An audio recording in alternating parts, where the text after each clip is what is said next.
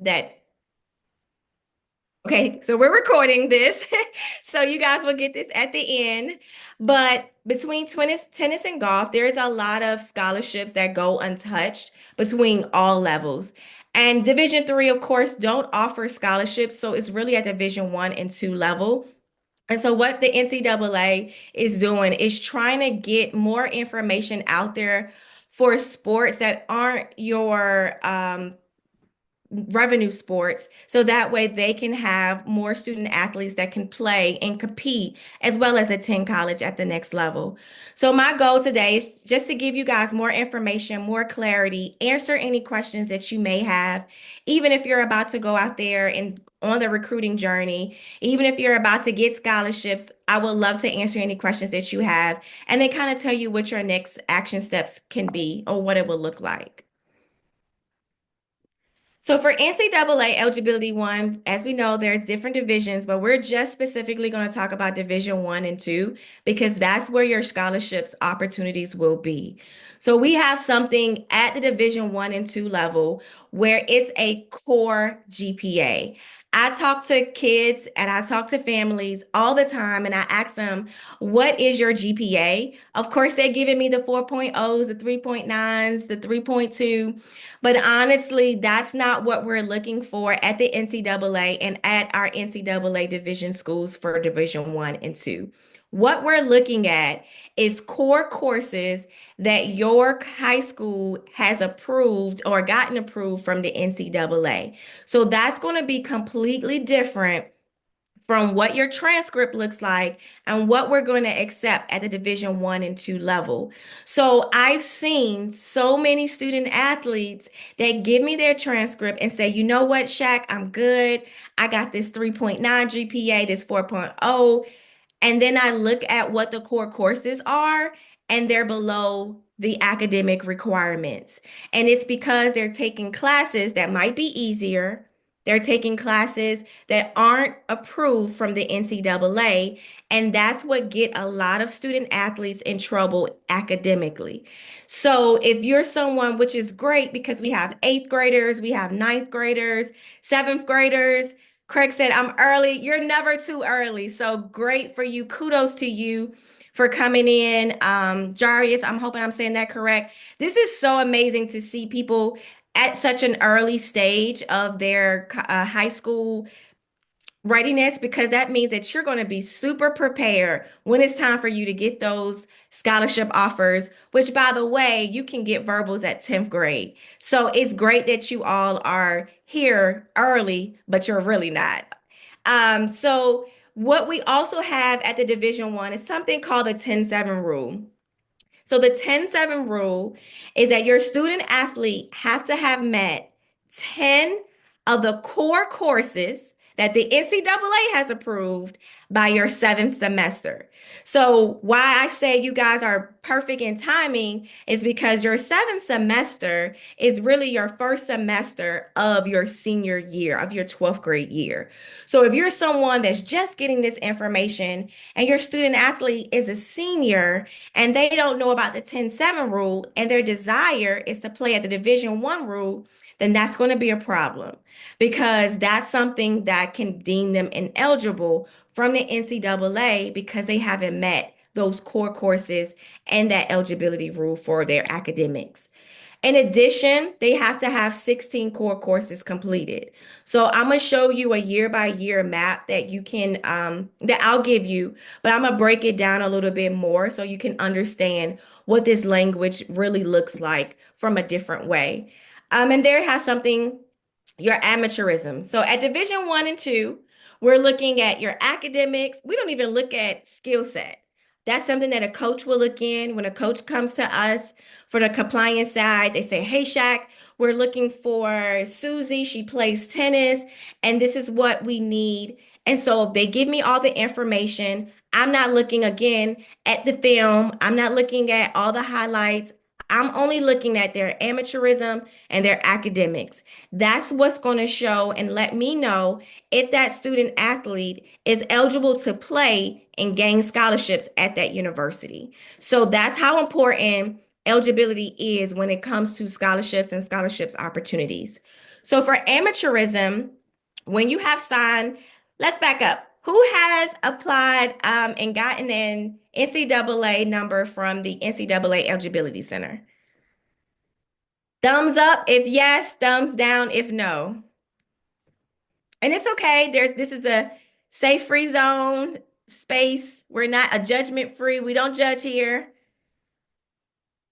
Okay. Anyone else that's on the webinar? Let's see. So we have one no. Jarice, I think you had a few. Okay. Sean, no. Okay, Sean, I see that your student athlete is a 11th grader. So we got to get that. Okay, so we have a lot of no's. That's good. Here's why, because you all need to do that immediately.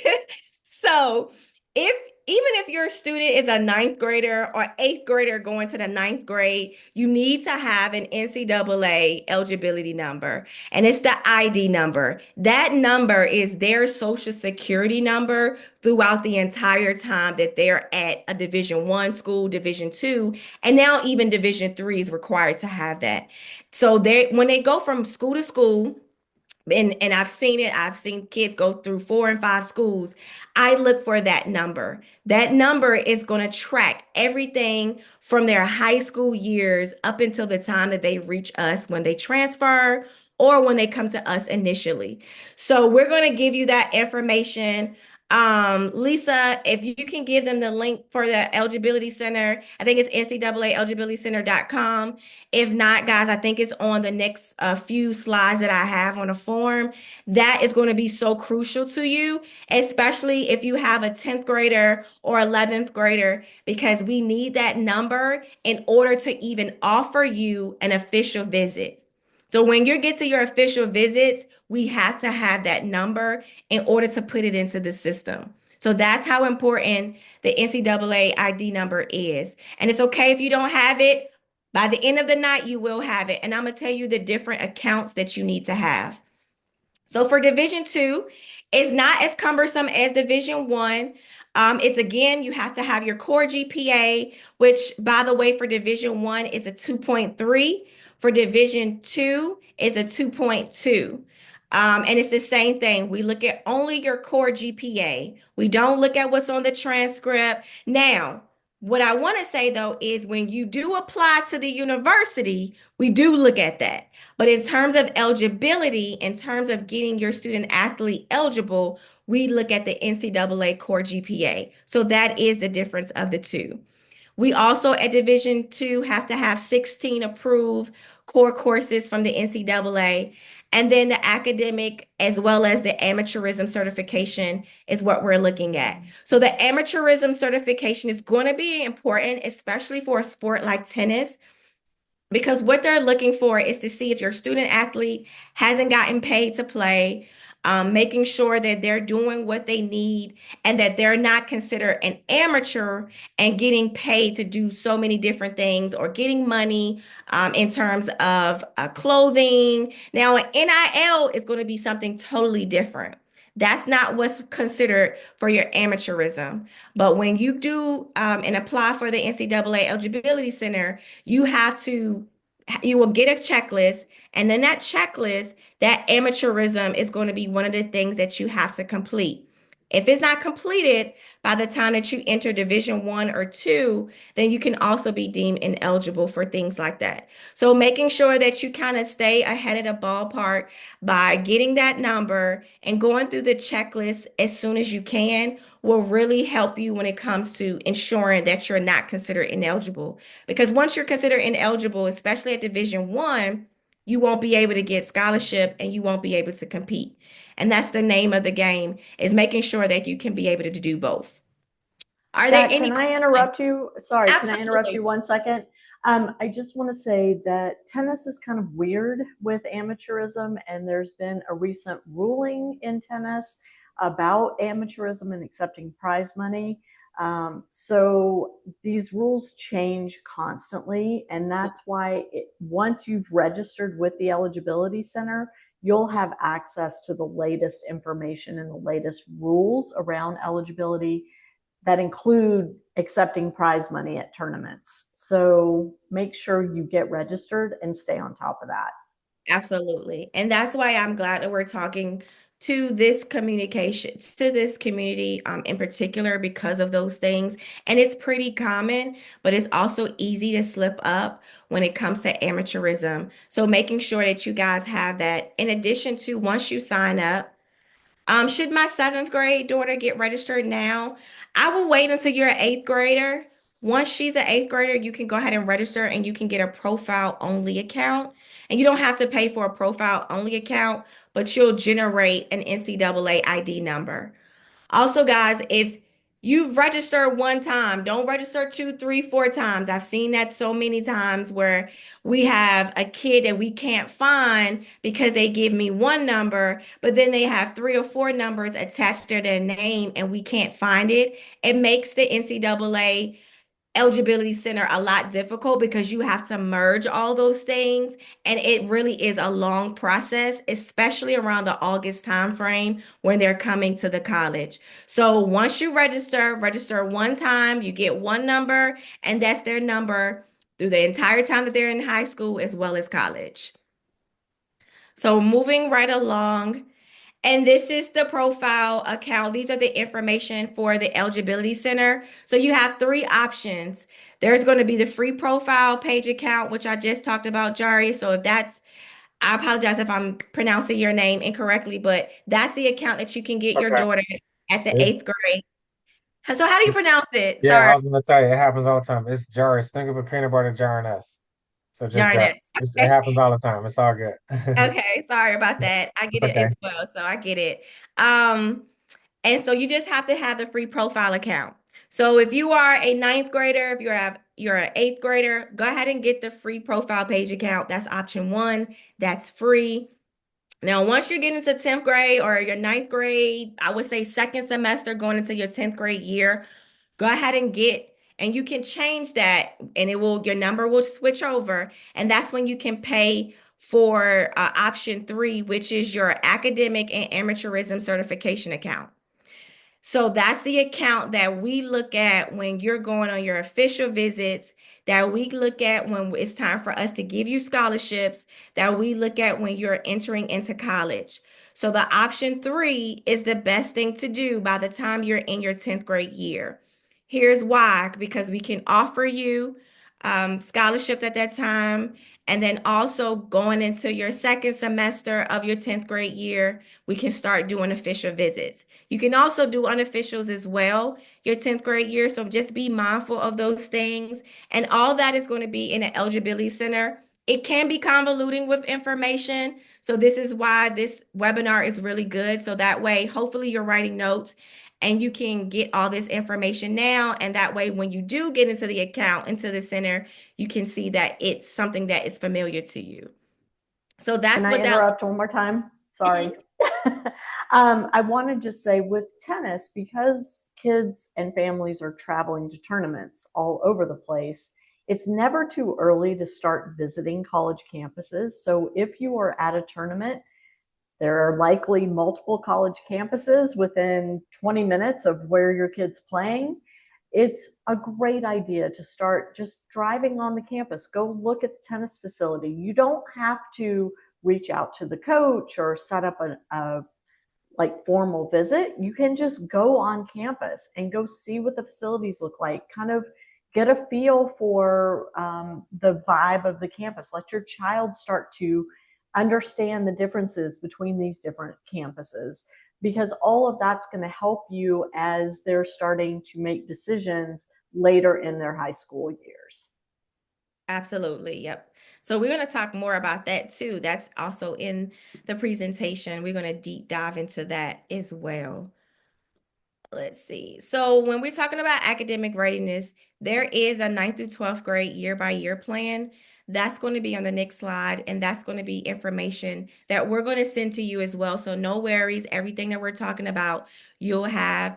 And then your transcript and credit checks, what that looks like. This is what I tell parents, families all the time, that when you are entering into high school, that needs to be the time where you have a conversation with your guidance counselor and you need to let them know, hey, miss, whatever the name is, my goal, my dream is to play collegiate tennis at the next level. And I need to know what it is that I have to do, what classes that I need to have in place so I can make sure that I'm eligible by the time that I graduate high school. I tell families it is not up to the coach at that school. It is up to you as the parent. It is up to them as a student athlete to have that conversation early. So that way they're positioning your student athlete in the best way possible so they're eligible and can get as many scholarships as they like. Because I can tell you, and we're going to talk about that more, athletics is different at the college level now, and the landscape is totally different. And so, what we want to make sure is that you understand what has to happen year by year so you're put in the best position to get as many scholarships as you like. So, I always tell parents do the credit checks every semester. And when I mean every semester, you can do it every year if you like. So, you can say, hey, where is my student athlete when it comes to their grades? Where are they when it comes to their classes? Don't leave that up to assumption. You really need to know, you really need to see it. I work with families all the time. I'm working with a student athlete now and their family, and I'm looking through his transcripts because that's one of the things that we offer is transcript audits. And I'm seeing that he withdrew from a class that he needed in order to meet 10-7 rule. His desire is to play at the next level. And unfortunately, he's not going to be eligible because his parents didn't know. He states that he didn't know and that the counselor took them out of the class. And so we have to work a miracle just to see if he can be eligible, even though I know he's probably not. But those are the things, the small things that you really got to take in and hone in on when it comes to your counselors. At a lot of these schools, the counselors, the ADs, the principals, it's a revolving door sometimes. And so you really got to make sure that you stay on top of it, no matter who comes in or who comes out, or even if they stay all 4 years of your child's high school career, you really need to find that out early on and have that conversation because most counselors do not know. They even said to me, Miss Miller, I don't know what their kids' desires are. I mean, they might be playing tennis, they might be playing this sport, but I don't know if they want to play at a college. I don't know. And a lot of times we're so busy, we really can't get those conversations in. And sometimes you do. But again, you need to have that conversation. Your student athlete needs to have that conversation so that way you're on track for graduation. And again, Can I'll I, show you that in a second. can I Please. interrupt one more time? I want to Oh, just say that when my son was in high school, his guidance counselor was straight up with us on day one saying, I don't work with many student athletes that want to go on to play their sport in college. I'm not real familiar with how this process works. You need to find somebody to help make sure that he's getting all the courses that he needs to be eligible to play. So if you can have that conversation either before the start of ninth grade or at the very beginning of ninth grade, to make sure that your child is enrolled in the classes necessary and that there is a 4-year map of their coursework to make sure that that eligibility is in place. absolutely. Absolutely. Okay, moving right along. This is what the academic standards look like. No worries, guys. I'm going to give this to you. I like to put a screenshot in here so that way you can kind of see what this looks like. And I'm just going to touch on a few things. So for Division One, remember we talked about the NCAA approved core courses. So that's what we're looking for when we're trying to get your student athlete eligible. We look at the transcript. We look at the NCAA Eligibility Center. We look at what's for your school, for the high school, and what they have as approved courses. And we have to normally manually do this, or we can get the NCAA to do this depending on what time of the year it is. So you have to have 4 years of English, 3 years of math, 2 years of science. And then we got something as an extra year, and that can be in either English, math, or science. You have your social studies, and then you can have a world language, a philosophy class, a religion class. Now, that's going to be on the approved core courses for your school. Now, guys, you can actually look at that right now. If you're somebody that's savvy, I'll give you that site as well. And you can go onto your high school NCAA approved core courses, and you can see what's approved, and you can already kind of manually see if they're in line to be at the Division 1 level. Now, that's just for academics.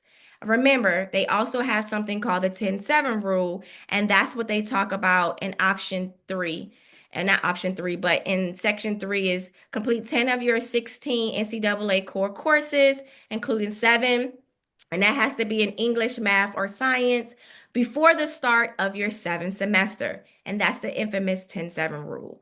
So you want to make sure that that's done. Core courses cannot be replaced or repeated. And so again, that's why you having a real good understanding of what this looks like and having those conversations early with your counselor so you can ensure that your student athlete is in track for being eligible. And then we talked about the core GPA. It's a 2.3, which doesn't seem like it's really high, but in the grand scheme of things, it really is because this is what we're looking for. And there could be a math class where we look at AP. As long as your AP classes and anything above the regular standard is on the approved core courses, we can count that. So no. So the requirements for AP classes, no, as long as it's in and listed on the core courses for your high school, then we can approve it. As long as it's approved. Jairus has a question too. I had a question. Is probably too much to type in the chat. My older daughter, the kids are homeschooled. We have three. My son plays too, but he's really young. But we talked to the coach about doing a reclass for her, and uh, uh, from a high school standpoint, I understand the eligibility rules and everything, but this is new information. So I wanted to get your thoughts on that and how does that affect to the eligibility if students do that? We always get that question. Reclassing is probably one of the most popular conversations out there. So I'm going to try to make it simplified as much as possible. Sure. I am a huge fan of reclassing, but not a huge fan at the same time of reclassing. Okay. The only reason why is because you have to know that reclassing is for you and not what others want to do, and because it's big and it's really popular now. But also you have to make sure that that counselor understand what's necessary at the right time for reclassing, because reclassing is probably one of the most is the biggest thing that can get a student athlete to become ineligible because of the way that the courses work for reclassing. So I'm a huge component on it because it helps a student athlete get more time mentally, physically, academically, but that's the same reason why I'm really not a big fan of it, because if you are not guided by the correct person, i.e. your counselor or whoever's in place for your grades and classes, then it can mess them up. Can So, I interject with this too? I, it's more than just the academics and the additional year of training. It's what it does to the child psychologically to reclass. And I'm not a big fan of reclassing, and except in certain circumstances, but those circumstances, it's a very narrow thing for me. Think about the impact it has on your child when you say, I want you to spend an extra year before you go to high school because I want you to get better at tennis. What if in 2 years they decide they no longer want to play tennis? What if your child, depending on when their birthday is 19, living at home as a high school senior? There's a lot that goes into this decision, and I'm not saying absolutely not, but I'm saying don't just think about it from the academic requirements and or the additional year of tennis training, but also in terms of the psychological impact that it may or may not have on your child, and that can change. So it's really important to think about all of the different components that go into making that decision. No, Yeah. this is helpful. Thank you. And they've been homeschooled for the long. That's the thing. They've been homeschooled from day one. So it's not like they're pulling out of the classroom. And we got some other reasons too, particularly around the academics and just trying to develop more life skills. So that's one of the main reasons. And tennis is a bonus thing in this case. Yeah, yeah. And that's a lot of the reasons why it's they want to be developed more, have more time. Um, but in addition to those things, in terms of um, what Lisa and I just stated, that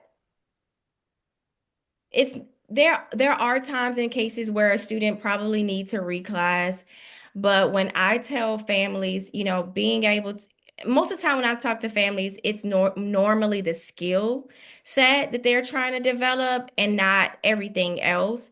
But honestly, like for example, we get a lot of football players, we get a lot of basketball players, and they want time. But once they get into college, it's going to be a whole nother ballpark anyway. The skill set is going to always be different than even if they stay 10 more years at the high school level, because it's just going to be totally different. The dynamics are different, the environments are different. Um, but I would love to talk to you one off about that. I'm gonna give you Oh yeah. some Okay, that'd be information helpful. Thank about you. that as well, so that way it gives you a more better understanding of how it can work. And then obviously the conversations that you have, so you don't have to worry about working with a counselor for that for homeschool, but that's going to be Sure. important for you as well. Okay. Thank you. This is good insight. Appreciate it. Sean's So asking about taking a gap year as well, and I'm not sure this is really the forum to dig into yes, that. so we can talk about gap year. Okay, Um, so here's the difference in gap year, and a lot of people didn't know. Now, if you're a student athlete, so Sean, is your student athlete possibly, let's just say for the sake of the conversation, going to do what after that gap year? Train. I just trained for a year. She's has her heart set on maybe some schools that her UTR can't get her into right now, so she's contemplating it. So if you're just training, but they're not going to a different type of school for training, then that's going to be totally different. So she wouldn't be going to school at all. Well, she'll finish her 12th grade. She'll finish next year and then possibly do a gap year depending on where she is in Okay, so you just have 1 year. one So year. based Yeah. off of NCAA, you just have 1 year to take a break from your 12th grade year before you enter into college. After that, they're going to start taking away her seasons of eligibility. Okay. Yep. So that's why I was And asking did to make they sure change it, Shaq, to a year? Because it used to just be 6 months it's a year, for 12 months. tennis too. You're sure? Mhm. Okay, So it's okay. not sport specific for the gap year. And I can give you that information as well. So just be careful with that gap year because sometimes students love it after they graduate, they taking a break, and then it's just that process that they have for that gap year. So I'll give you all that information as well, and I'll show you where that language is too, Sean. thank you. Can they compete though during that gap year? But they Okay. have to be careful with amateurism for that gap year also. So we get a lot of baseball players. I get a lot of international baseball players, and that's normally what they do for their gap year. Is they're training or they're going to a school where they're still playing or they're playing not professionally, but they're playing somewhere. So we get that a lot. And that's why they created that gap year. Um, so for Division One, making sure that you understand the qualifications, and these are the different type of qualifiers you have. So even though they have the 10-7 rule, if your student athlete meets all those requirements before their sixth semester of high school, they can be considered an early qualifier. And that's going to be important because then the schools don't have to worry about anything. They can get scholarships, they can get all those things, and they don't have to stress as much about being considered ineligible or not because they'll have that. And then they have qualifier, academic redshirt. And then as a non-qualifier, you can't practice, you can't compete, you can't receive a scholarship. So these are the different levels that you have. And then again, we're going to provide that to you also. So even though this is small, I still just want to go over it really quickly. This is the year by year plan that I was mentioned earlier in the presentation that you have that you can kind of see and use as a checklist. Now, again, there's going to be one that's going to be in the NCAA Eligibility Center that you have to have, but it's so much more condensed here than it is on the center because it's so much information. So this is going to show you all the things that you need to have in terms of switching over and transitioning your profile account to your certification account by your 10th grade year, ensuring your sports participation is updated, all those things that we talked about. This is going to be really helpful for you. And then down here, it kind of shows you where you need to be year by year academically for your classes. So this is really helpful. The NCAA information is on here. So I wanted to make sure that you guys get this because this is going to be so helpful for you as you go through this process. Shat, can you talk a little bit about dual enrollment as well? And Yep. you don't have to do it right this minute, but somebody had asked about that at the beginning too. Okay, we can talk about dual enrollment. Division II academic standards. Number one, you have to have 16 core courses. They have to be approved. Similar to Division I, these are what the classes have to be. Again, you don't have to have a 2.3, it's a 2.2. And then you just have to have your high school counselor upload your final high school transcript upon graduation. And then Division II is not as they don't have to have as many qualifiers. They just have three. You have your early qualifier, academic qualifier, which is your sixth semester of high school if you meet those qualifications, qualifier, and then we have something called partial qualifier at Division II. So at partial at Division II, you can practice, you can receive an athletic scholarship, but you cannot compete. So that's the difference. So those are the things that you have to have at Division II. And then here they have that year by year as well. And we'll share that also. So dual enrollment. So dual enrollment is going to be important in terms of making sure that those are approved courses. A lot of times the classes aren't approved, but it depends on the school that you're having for the dual enrollment, ensuring that that's going to be on the approved list. So no matter what class they go, I'm sorry, what school they attend, even if it's one class for a dual enrollment class, they still have to have that transcript uploaded to the NCAA site because we have to look at that also. And in order for that to be counted, it has to be on an approved core list as well. So if you're doing that for GPA, that's great. But if you're doing it for eligibility, it might not be approved. Did I answer? Lisa, who was that? I don't read. It was Melissa. Okay. Melissa, do you have any follow-ups to that? If you want to unmute, you're welcome to. I think she was asking in terms of being a more attractive recruit. And, you know, that would be speaking from the coaching side as opposed to the academic side. Yeah, so here's how I look at it from a dual enrollment. It's going to look good from the institution standpoint because we can use that. But for eligibility, that's going to be totally different. So I mean, if you're looking for eligibility, I would say no, but from an institution standpoint for recruiting, then yes, because we're going to look at, especially the school that I work, our academics is really rigorous. So we're looking for higher GPAs. We're looking for AP courses. We're looking for kids that really are into their academics because it is rigorous at our school. So yes, that's going to look so good when it comes to recruiting. But for an eligibility standpoint, it probably won't. So let's talk about the recruiting realities, what coaches are actually looking for, even from a tennis standpoint, making sure that you understand the do's and don'ts and what they're actually recruiting now in today's landscape. So coaches are actually looking for student athletes that are coachable. They're looking for student athletes that really take heed into who they are as a person, that they take heed in their sport. They're also looking for student athletes that that are really just visible in the right way on social media. We have students of all sports that really aren't using social media in the right way. And social media is another way. It's like a resume we try to tell our student athletes. It's something that you can really use in the best possible light by putting up film, highlights, but also allowing coaches to go and see who you are as a person. Coaches nowadays, yes, they're looking on the court, but they're also looking at who they're recruiting to play and bring into their institution. They're looking to see what you're posting on your social media, what kind of music that you're using, how you're using it in the best way. Huddle is something that you guys might not use, but any recruiting tool that you have where you can put up film, where you can put up anything for coaches to see you is really going to be important because that's how they're able to recruit.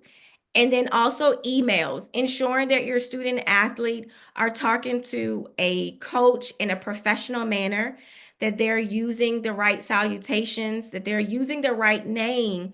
I have student athletes that are sending emails to one school, but using a coach's name from a different school. So it's the little things that really count because they can really put that in a trash can. Even for a sport like tennis, everyone at all schools can be able to get kids. So ensuring that, and it's competitive for tennis. So ensuring that you do the right things and the little things can really help your student athlete to be recruitable beyond just the talent. I talked to a lot of coaches, even the coach that we have now, really great in a conference, amazing coach. But that's what he's looking at, especially because he coaches both men and women tennis. So he's looking at, okay, do I have to work a lot with this student athlete? Not on a court. Are they going to be a problem child in the classroom? Are they going to be someone that I have to worry about when I am on the road and traveling because it's just him? He might have an assistant coach, but he coaches both sports. And so it's something that he really looks at. He also have international student athletes. So he's looking at all those different things, and that could be a lot for any coach. So just ensuring that your student athlete is out there at all times, no matter if they're on the court or in the classroom, because they are always watching. Someone is always watching. And this is something that they're doing when they're coming to their high school coaches and saying, what the question is, what kind of student athlete is she or he? That's going to be the questions that they have. They already know you can play. That's going to be the fun part. That's going to be the easy part. But they want to know, what am I getting for the next 2, 3, 4, maybe 5 years? And that's going to be really important for recruiting. And then also, I like to tell people it's not just talent, it's your timing, it's your exposure, it's your fit. When we're talking about official visits versus unofficial visits, I like to tell parents, go to the school even when you don't have an appointment with them, when you don't have an official visit. Show up to a school that you desire to play because you get to see them in a different way beyond when you're coming for an official visit because you're able to see not the bells and whistles being put out. You're able to see how they operate on a day-to-day basis. You're able to talk to the AD, talk to everyone that actually supports the sport itself. Talk to the administrators that aren't in athletics. Talk to the people in academics and student affairs because you want to make sure that if something was to happen, can my student athlete still play here for the next 4 or 5 years? Will they still enjoy it? Is this is something that they really want to be a part of? This is their time, hopefully not your money because you'll get scholarships, but this is where we want to be able to say, I'm here for the long haul. I don't have to get in the transfer portal, which is another conversation in itself, but I'm enjoying where I am because I love not just being there athletically, but I like being there athletically, and I just like being there as a person. So that's going to be what you want to look at when you're going on your visits. Lisa, I know you Jarvis have. has another question. Yeah. All right, I feel like I'm back in school raising my hand. I just want to be respectful of everyone. But I had a question on that. And by the way, Lisa, I've been following your page for years, for since my kids had Instagram. So you do some great content. Just want to let you know that. My question for your thoughts on this, I have so my both of my girls had a shared Instagram page. We just split off. My older daughter wanted her own page, but my younger daughter wants to do more content. So we just got back from the Georgia Bowl and she placed third down there. So we did a little reel. So she's trying to do more videos and posts. Is it how much is too much? Because I know we do a lot of training, but some stuff we rarely post. But I feel like we should do more. I'm just trying to find that balance, just to be attractive, but not like trying to overdo it as well. So if that question is to me, I'll answer first, Lisa. Both, yeah, both you can answer that for me. I don't think it's never too much, Okay. but I want to say just don't have it too long. Coaches, their attention span really are like kids. It's not because they're on fast pace. They have so much going on. They're on travel, all that. I would say it's never too much. But also put a little bit in there about who she is. You know, I would do a balance of it all. Show who she is as a person. Show her with you guys. Show her having fun. But of course, show her training, showing her at the meets, all those different things is what they look at. They don't look at just one thing, they look at it all because, again, they want to see who's coming on their campus for this amount of time. So I would say it's never too much. Okay. That sounds coaches are tr- Coaches are trying to build a culture, or they've already built a culture and they're trying to bring in athletes that will fit into that culture. So the like Shaq said, showing her doing things outside of tennis will give them a better sense of who she is and whether or not she will fit in with their culture. I don't think there's ever too much of it. I think, yes, agree with Shaq that the coach's attention span is minuscule, so keep it short and sweet, but the kids all know how to do all that. They're so good at it, way better than we are. And I would say just have her keep sharing who she is. okay. That's great. Great tips. Thank you so much. Absolutely. Any other questions about recruiting? No? All righty. So reality is honestly, we're coming on the back end of the presentation. That most biggest mistakes as a parent is assuming that talent alone will open doors for student athletes. They find themselves searching for answers online. They're hearing so many conflicting advice from Google, family members who played 10 years ago when the rules change every single year. In fact, in what May, I'm going to regional rules where we meet with Division One and Division Two, and we're talking about the new rules that are out there for all different things, as well as sports. And so they're trying to piece together information about recruiting, eligibility, all those different things. And then the reality also is your student athletes who are serious about playing at the next level. Often want to take ownership of their journey, but they don't know always where to begin. There's so many things, information that is out there. And so these are the realities that I face and that I have to work with when it comes to parents as well as student athletes. So I like to tell people, ask yourself, are you ready to understand the recruiting process? Are you ready to maximize your student athletes' opportunities and offerings? And then moving from confusion to having a clear strategy, because I have something that I just have for this audience. And this is, we're going to go past, is the Next Play Prep Center. So this is what I will be doing webinars like this, but we're going to have so much more in the Prep Center. We're going to walk you through the Eligibility Center, how to sign you up, walk you through the checklist, walk you through recruiting. If you're on recruiting and you're working with coaches, having you and helping you with the conversations and have the best conversations right now outside of the prep center, but we're going to do that in the prep center. I go through and look over scholarships offers and making sure that you understand what you're signing, because Division Two is different than Division One. Division One, you can have a 4-year scholarship. At Division Two is year by year. So understanding that those are going to be in a difference. We have a parent zone where parents can go in and just really have conversations where it's not recorded, where it is just them having a safe space and understanding what they talk about their issues and whatever else they want to talk about. But we have so much. We're going to have coaches from all different sports, from all different levels. We're going to have mental health professionals that work with student athletes and how to navigate this space that they're going into, as well as the space that they're in now at the high school levels. And so all of this really is for you all to just deep dive into, and we already have some of the sessions. And so for Lisa's community, this is only $49 a month, but the first month is just $25. The first 15 families get a free audit. So if you are 11th grader or even a ninth grader, we could look through your social media and helping them what to show really themselves and making sure that their social media is like a resume for the coaches to look at. This is until the 31st. This information is just for you guys. This offer is just for you guys.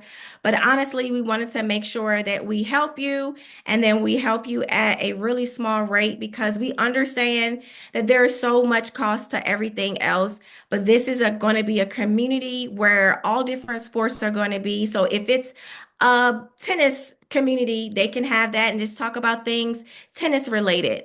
If there's another sport, they can talk about other sports as well. So this right here is something that I'm really proud of. I've been working on it, Lisa, for so long. Remember, I told you I'm going to have Yeah. this, but this is really just something for you all to have. I'm going to put in the information in the chat, but outside of that, we're going to go on to Q&A because I'm sure you guys have a lot of questions. Oh, in addition, I have this checklist. This checklist is really to help you with your recruiting visits, especially your official recruiting visits.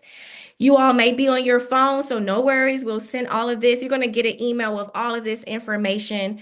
But this checklist has really helped a lot of parents because it helps you and guides you from before you go on your visit, during your visit, as well as after your visit. Some things that you might not even know or remember to ask is going to be on this checklist. And it has been really helpful for families throughout the time where they're doing their visits. And you can use some of this during your unofficial visits as well.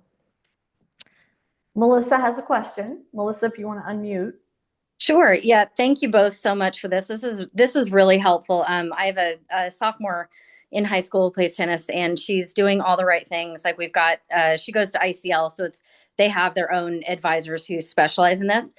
Yeah. But what advice would either of you have about the transfer portal? Because she has gotten feedback that like the top colleges aren't going after necessarily like the top junior players anymore. They're just bringing them in when they've been trained by other D1 coaches. And I'm trying my best to keep her positive and say that might be true for some people, but it's not true for everyone. Can I take that one? Oh, you can take it. Yeah, okay. So I will tell you, as a parent of somebody that transferred twice during college, before the transfer portal was like it is today, the transfer process is very simple. So I say that because I feel like a lot of these junior players feel so much pressure to choose the right school as a freshman. And that pressure doesn't really have to be there. If they find a school that they think is going to be the right fit and they get there and things aren't as they expected, transferring is not as difficult as it used to be. So I just want to say that up front. But the other thing is, there is some truth to this notion that, especially in the tennis world, that these coaches are looking in the portal first because those kids have worked out the kinks, presumably. But the other side of that is a lot of the kids that are in the transfer portal are there because the player themselves couldn't figure out how to problem solve and get over hurdles. And coaches know that. They know that a lot of the times these kids in the portal aren't kids that they want to bring on because they weren't able to resolve issues at their first school. And instead of sticking it out and trying to make it work, they're just cutting bait and putting themselves in the transfer portal. So it does work both ways. Shaq, I don't know if you've got stuff to add to that. The transfer portal is honestly, it's convoluted. It is a lot more difficult than it was before. And it's the reason why I say that is because I do this every single day. If I were to log in at NCAA and I'll show you the transfer portal, you'll see the number of student athletes that are in there. So it is a lot more difficult than what it was. But honestly, I would definitely just continue to let your daughter know and be positive because it is a real thing. And Lisa talked about a culture that coaches are looking for. And a lot of times they're looking for the W's, and the culture is not the same anymore. So you have to navigate that space. My coaches, they go into the transfer portal daily to look for student athletes because they're looking for a quick fix. So that is a real thing. But if you're a student athlete, if your daughter is talented, now what I can say that I agree with Lisa, honestly, that the pressure to find the right place, it is a lot. And if they don't like it, then they get to transfer. Because honestly, 3 years ago, actually 4 years ago, you could not transfer but one time. And that was for Division One or two. You couldn't transfer but for one time. And then after that, you would have to sit out a year because of the transfer rules. There was also a rule that you couldn't transfer from a school to school in the conference. Now that's a thing that has taken out. So it has changed a lot to make people just go in the portal for whatever reason they may go in. And honestly, kids go in for all different type of reasons. But I would say just keep being positive with her. But I am telling you, it is a lot more crazier than what it's been before.